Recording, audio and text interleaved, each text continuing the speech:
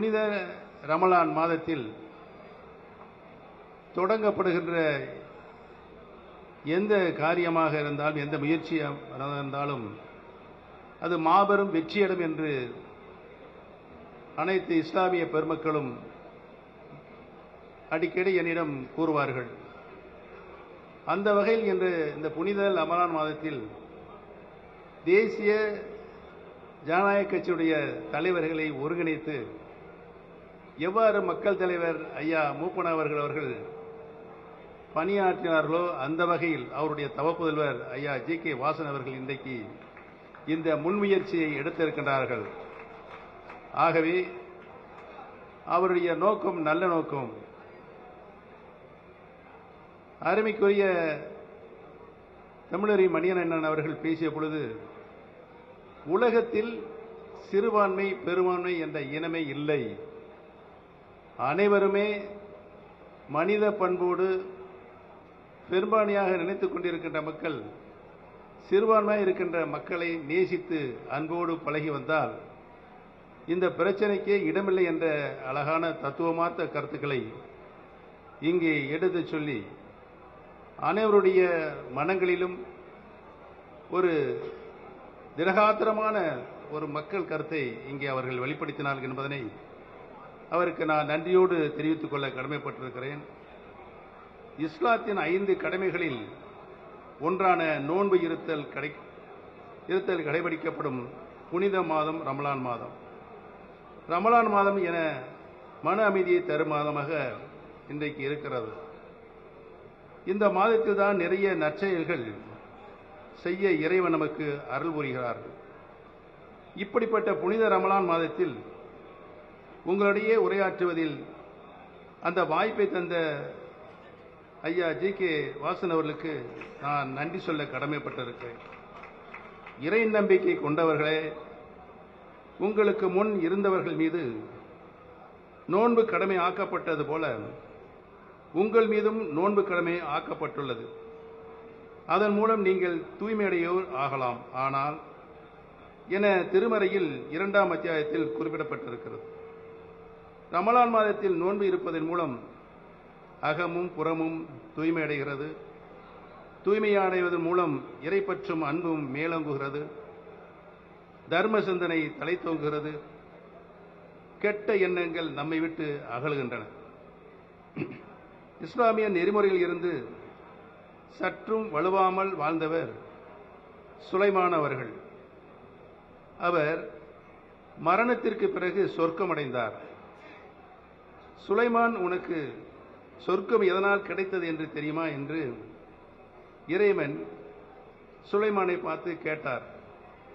சுலைமான் சொன்னார், இறைவனே, உம்மை நாள்தோறும் தவறாமல் 5 முறை தொழுததால் கடவுளின் கருணை எனக்கு கிடைத்திருக்கலாம் என்று சுலைமான் சொன்னார்கள்.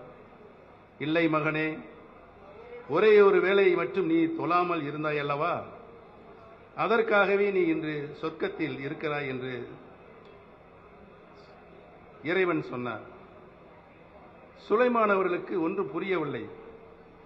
தொழாமல் இருந்ததற்கு பரிசா என்று நினைத்து வியப்பில் ஆழ்ந்திருந்தார். இறைவன் தொடர்ந்தார், மகனே, ஒரு குளிர்கால காலை பொழுதில் பள்ளிவாசலின் அழைப்புகளை கேட்டு நீ அவசரமாக பள்ளிவாசலுக்கு தொழுகைக்காக புறப்பட்டாய். அப்போது அந்த கடுமையான பணியில் பூனைக்குட்டி ஒன்று நடுங்கிக் கொண்டிருந்தது. அந்த குளிரில் நடுங்கிக் கொண்டிருந்த அந்த பூனைக்குட்டியை ஓடிச் சென்று அள்ளி அணைத்து உன்னுடைய விரல்களால் அதன் உடலை வருடி ஆறில் அழித்தாய். நீ பூனையை தழுவிக்கொண்டதால் உன் உடல் வெப்பம் கிடைத்து பூனைக்குட்டி சமநிலையை அடைந்தது. நெஞ்சில் நனைத்த பூனைக்குட்டியை நிலத்தில் விட்டுவிட்டு நீ நிமிர்ந்த போது பள்ளிவாசல் தொழுகை முடிந்துவிட்டது. அதனால் உன்னால் தொழுகைக்கு செல்ல முடியவில்லை. பிற உயிரிடம் காட்டும் பெரும் கருணை, அதனால்தான் எனக்கு மிகமாக பிடித்தமான செயலாக உன்னிடமிருந்து நான் அறிந்தேன். என் அன்பின் பரிசாக உனக்கு இந்த சொர்க்கம் கிடைத்தது என்றார். எங்கு அன்பு இருக்கிறதோ அங்கு மனிதநேயம் இருக்கும். எங்கு மனிதநேயம் இருக்கிறதோ அங்கு மத நல்லிணக்கம் தாண்டவமாடும். இதுதான் இறைவனின் விருப்பம். மனிதநேயத்தையும் மத நல்லிணக்கத்தையும் தன் வாழ்நாள் முழுவதும் கடைபிடித்து அமைதி, வளம், வளர்ச்சி என்ற பாதையில் தமிழ்நாட்டை அழைத்துச் சென்றவர் மாண்புமிகு இதயதேவ புரட்சித் தலைவி அம்மா அவர்கள்.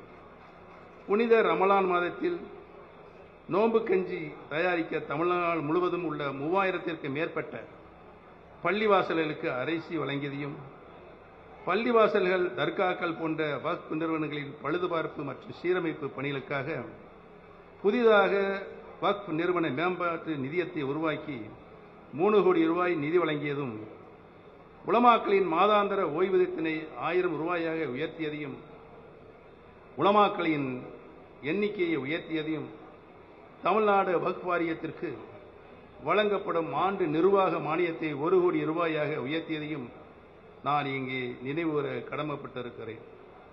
இஸ்லாமிய பெருமக்களின் பாதுகாப்பரனாக, மனித நேயத்திற்கு எடுத்துக்காட்டாக விளங்கியவர் மாண்புமிகு அம்மா அவர்கள் என்பதையும் இந்த தருணத்தில் நான் பெருமையோடு கூறுவதற்கு கடமைப்பட்டிருக்கிறேன்.